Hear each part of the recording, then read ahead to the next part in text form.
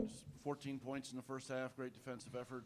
Seemed like there was a lot of intensity on that end, really from start to finish in that entire first half. Yeah, I think that our defensive intensity was really well in the first half. And then in the second half, we kind of had a little slippage at the beginning, and then they got a little comfortable and started hitting some shots. But overall, a 20-point win, you can't complain with that. You said it exactly right. No, I was going to say, Trayce, we've asked you about him in a few different ways, but Race, what's different about him this season, whether it's the stuff that's showing up statistically, it's the stuff you're seeing in practice, stuff you can even maybe trace back to the spring, to the summer, and I guess as sort of a second question to that, what do you think how do you think it fortifies you guys in the front court? I think Race is someone that he brings it every day. He's the glue guy. He's the glue of our team. He holds our team together. And even last year, you saw a few games where he was just on the boards relentless. And I think this year he's just doing more of that. He's just trying to attack the glass and just be a more complete player, honestly. Coach Woodson, at the beginning of the year, he would be shy and not shoot shots. And Coach Woodson was like, you got to do that. You got to be a scorer for us. So I think that he took that to heart, and he's been playing really well ever since. Coach, question for Anthony. Yeah, Anthony, when did you find out that you would be starting tonight, and what were your emotions like going into the game?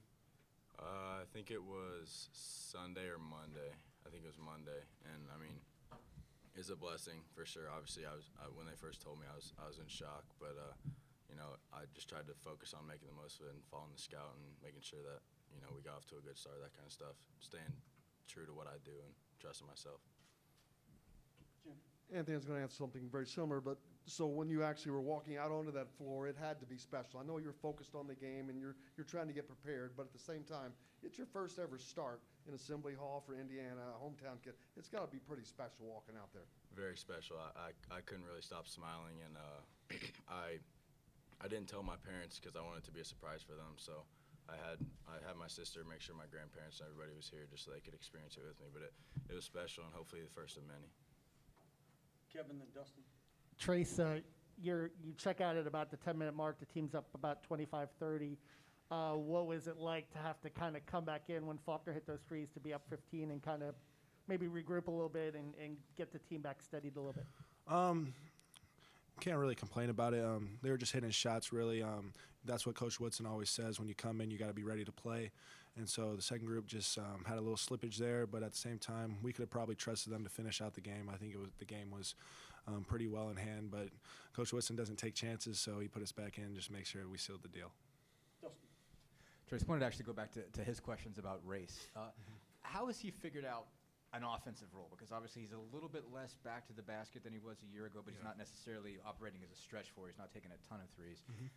How has he figured out a role that works best for him? How is he playing off of you? And just what is his sort of dynamic done for the offense? I think Race just does a little bit of everything. I think you're right. He's not really 100% a stretch forward, but he can still hit a three if he needs to. But at the same time, I think me and him complement each other very well.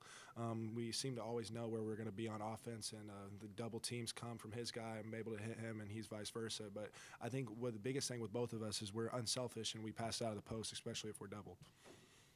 Last question. Trayce, you mentioned how well you guys complement each other, you and Race. How difficult do you think that is for teams to kind of prepare for that dynamic duo kind of dynamic? I think it's really tough to prepare for it because you never know.